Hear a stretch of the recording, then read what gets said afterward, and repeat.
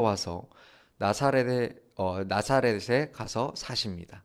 그런데 이 세 번의 이동이 모두 하나님의 인도하심을 따르고 있다는 것입니다. 첫 번째는 13절인데요. 우리 함께 13절 말씀을 읽어보도록 하겠습니다. 시작. 그들이 떠난 후에 주의 사자가 요셉에게 현몽하여 이르되 헤롯이 아기를 찾으려 죽이려 하니 일어나 아기와 그의 어머니를 데리고 애굽으로 피하여 내가 내게 이르기까지 거기 있으라 하시니. 아멘. 요셉과 마리아가 예수님을 낳았습니다. 그러자 헤롯이 죽이려고 하죠. 그러자 주의 사자가 나타나 애굽으로 피하라고 하신 것입니다. 그리고 두 번째는 이제 예수님을 죽이려고 하던 헤롯이 죽자 다시 주의 사자는 요셉에게 찾아와서 죽이려던 사람들이 다 죽었으니 고향으로 들어가라고 합니다. 그러자 다시 고향으로 돌아옵니다. 19절인데요. 헤롯이 죽은 후에 주의 사자가 애굽에서 요셉에게 현몽하여 이르되 21절에 요셉이 일어나 아기와 그의 어머니를 데리고 이스라엘 땅으로 들어가니라. 그래서 다시 이스라엘로 돌아옵니다. 그리고 세 번째는 나사렛으로 가십니다. 22절인데요. 그러나 아켈레오가 그의 아버지 헤롯을 이어 유대 임금됨을 듣고 거기로 가기를 무서워하더니 꿈의 지시함을 받아 갈릴리 지방으로 떠나가. 그런데 13, 19, 22절 이 세 개의 말씀을 보면 모두 주의 사자가 현몽한 것에 따르고 있습니다. 주의 사자를 따라갔고 주의 사자를 따라 들어왔고 또 꿈에 지시하심을 따라 갔습니다. 그리고 그것을 따랐을 때 생명을 유지할 수 있었던 것이죠. 그렇다면 왜 이 내용의 말씀들을 마태복음에만 기록했을까요? 그것을 알기 전에 우리는 그 전에 한 가지 살펴봐야 할 것이 있는데요. 마태복음 2장에는 특이한 사항이 있습니다. 그것은 구약에 있는 말씀을 많이 인용했다는 것입니다. 물론 다른 성경에도 구약의 말씀을 인용하기는 합니다. 그런데 마태복음만큼은 아닙니다. 마태복음은 특히 구약 성경을 많이 인용합니다. 마태복음 2장을 보면 4번씩이나 구약 성경을 인용하고 있는 것을 볼 수가 있습니다. 첫 번째는 우리가 오늘 읽지는 않았지만 6절을 보면 예수님의 탄생을 말씀하고 있습니다. 그런데 이 말씀은 여기에서 처음 하신 것이 아니고 이미 구약 성경 미가서 5장 2절에서 예언되었던 말씀입니다. 그런데 이런 말씀이 오늘 말씀에만 3번이 더 나온다는 것입니다. 두 번째는 15절입니다. 우리 함께 15절 말씀을 함께 읽어보도록 하겠습니다. 시작. 헤롯이 죽기까지 거기 있었으니 이는 주께서 선지자를 통하여 말씀하신 바 애굽으로부터 내 아들을 불렀다함을 이루려 하심이라. 아멘. 여기에도 보면 애굽으로부터 내 아들을 불렀다는 말씀이 나옵니다. 그리고 각 주를 찾아보면 각 주에는 호세아 11장 1절이라고 되어 있죠. 그렇다면 호세아 11장 1절이 무슨 말씀이냐? 이스라엘이 어렸을 때에 내가 사랑하여 내 아들을 애굽에서 불러냈거늘. 마태복음 2장 15절과 같습니다. 그래서 호세아 11장 1절 말씀을 인용했다는 것이죠. 그리고 세 번째는 18절 말씀입니다. 라마에서 슬퍼하며 크게 통곡하는 소리가 들리니 라헬이 그 자식을 위하여 애곡하는 것이라. 그가 자식이 없으므로 위로받기를 거절하였도다 함이 이루어졌느니라. 이 말씀도 예레미야 31장 15절에 있는 말씀입니다. 예레미야 31장 15절에서는 여호와께서 이와 같이 말씀하시니라. 라마에서 슬퍼하며 통곡하는 소리가 들리니 라헬이 그 자식 때문에 애곡하는 것이라. 그가 자식이 없어져서 위로받기를 거절하는도다. 같은 말씀이죠. 그리고 마지막 네 번째는 23절 말씀입니다. 우리 23절 말씀을 함께 읽어보도록 하겠습니다. 시작. 나사렛이란 동네에 가서 사니 이는 선지자로 하신 말씀에 나사렛 사람이라 칭하리라 하심을 이루려 함이러라. 이 말씀도 이사야 11장 1절에 있는 말씀입니다. 이사야 11장 1절에서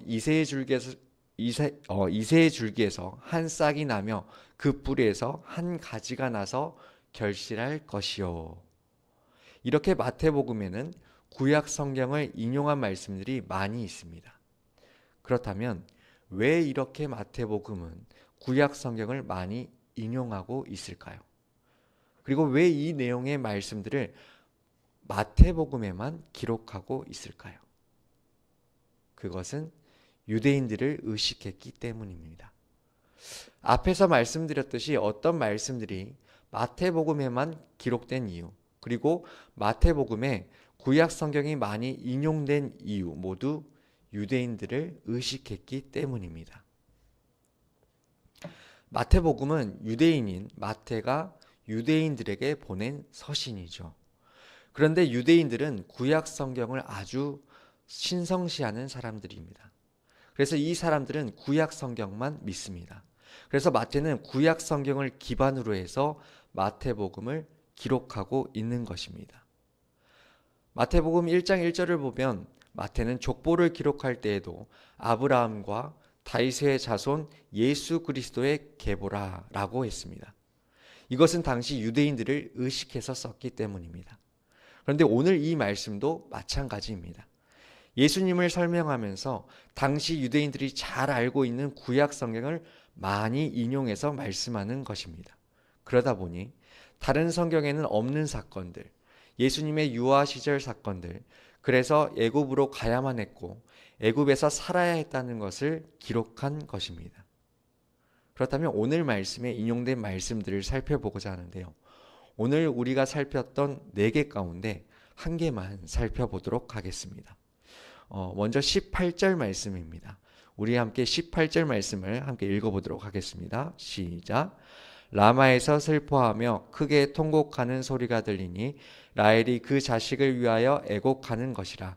그가 자식이 없으므로 위로받기를 거절하였도다 함이 이루어졌느니라. 아멘. 이 말씀은 앞에서도 말씀드렸듯이 예레미야 31장 15절 말씀을 인용한 것이라고 했었죠. 그렇다면 이것은 무엇을 말씀하고 있을까요? 무엇을 말씀하기 위해서 이렇게 구약 성경을 인용하고 있을까요? 그것은 아들을 잃은 자의 마음을 말해주고 있습니다. 아들을 잃은 어미의 아픔을 말해주고 있습니다. 앞에서 말씀드린 것처럼 헤롯은 동방 박사들에게 속았다는 것을 알고는 사람을 보내서 베들레헴과 그 지경 안에 있는 사내 아이들 2살 아래로 다 죽이라고 했습니다. 당시 이스라엘을 다스렸던 헤롯은 성품이 아주 포악했다고 합니다. 사람 죽이는 것을 파리 목숨보다 가볍게 여겼고 그래서 자기 아내도 죽인 사람입니다. 아내도 모자라서 장모 그리고 아들 3명까지도 죽였습니다. 자기 자식도 죽이는 남의 집 자식 죽이는 걸 어려워했겠습니까? 2살 아래 아이들 죽이는 것을 눈 하나 깜짝하지 않고 합니다. 그런데 당하는 사람은 어떤가요?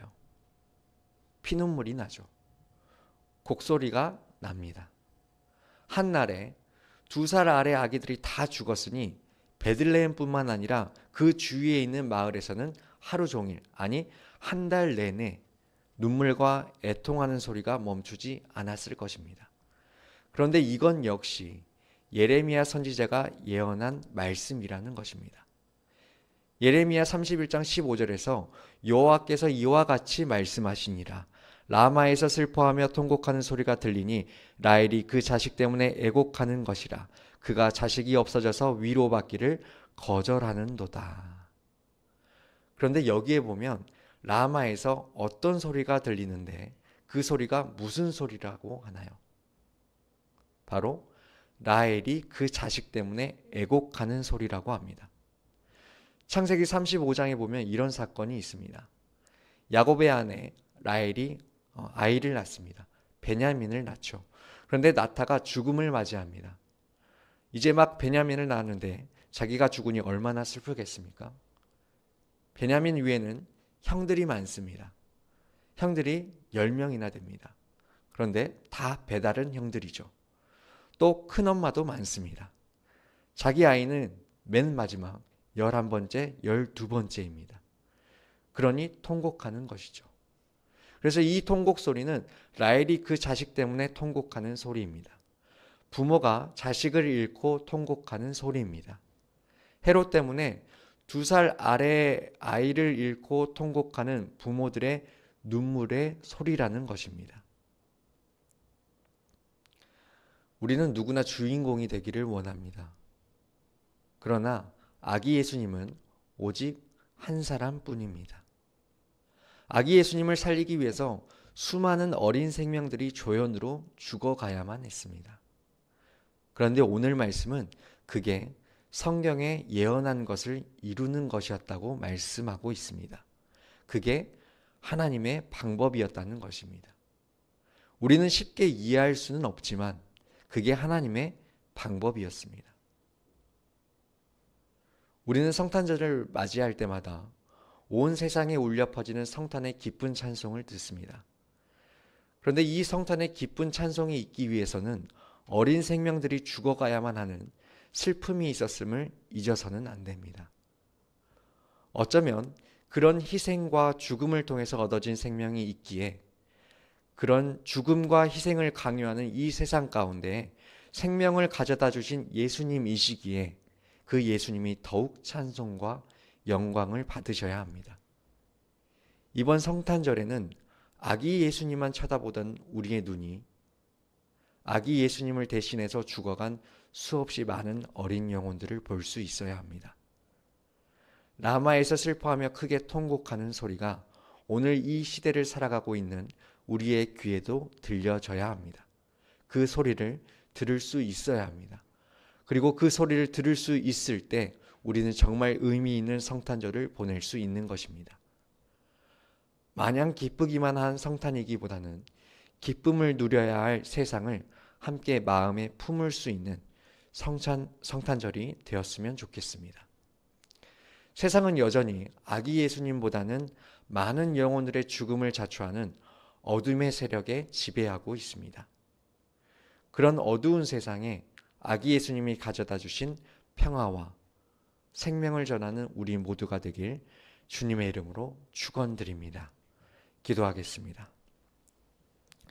이 시간 우리 함께 오늘 말씀 기억하시면서 기도의 자리로 나아가길 원합니다. 성탄의 기쁨 속에서 우리가 희생을 기억하는 마음을 위해서 기도하길 원합니다. 또한 어두운 세상 속에서 평화와 생명을 전하는 성탄을 보낼 수 있도록 우리 주님께 간구하는 시간이 되길 원합니다. 또한 오늘은 주일입니다. 우리 함께 온 마음과 온 뜻을 다하여서 주님께 예배드리게 하여 주시고 또한 예배를 준비하는 손길 가운데 하나님께서 은혜 내려주셔서 하나님께 영광이 되는 그런 참된 예배가 될 수 있도록 해달라고 하나님께 기도하는 시간이 되길 원합니다. 우리 함께 합심하여 기도한 후에 개인 기도하시고 돌아가겠습니다. 주님의 이름 한번 부르짖고 기도합니다. 주여, 사랑과 내가 풍성하신 하나님이 성탄의 기쁨 가운데 하나님 저희들의 희생을 기억하는 저희들이 될 수 있도록 하나님께서 도와주시옵소서. 주님, 성탄의 기쁨을 누릴 때 아기 예수님의 탄생과 함께 들 수많은 어린 생명들의 희생을 잊지 않게 하시고 이 시대도 여전히 고통받는 영혼들의 울음소리를 들을 수 있는 마음을 허락하여 주시옵소서. 주님, 어둠의 세력이 여전히 지배하는 세상 속에서 예수님께서 가져다 주신 평화와 생명을 전하는 우리 모두가 될 수 있도록 하시고 하나님의 사랑과 복음을 나누는 사명 가운데 우리가 잘 감당할 수 있도록 우리가 사명에 온 마음과 온 뜻을 다할 수 있도록 하나님께서 저희들의 마음과 믿음을 붙잡아 주시옵소서. 주님, 우리에게 때로 이해하기 어려운 하나님의 방법을 온전히 신뢰하게 하시고 요셉과 마리아가 하나님의 인도하심에 순종했던 것처럼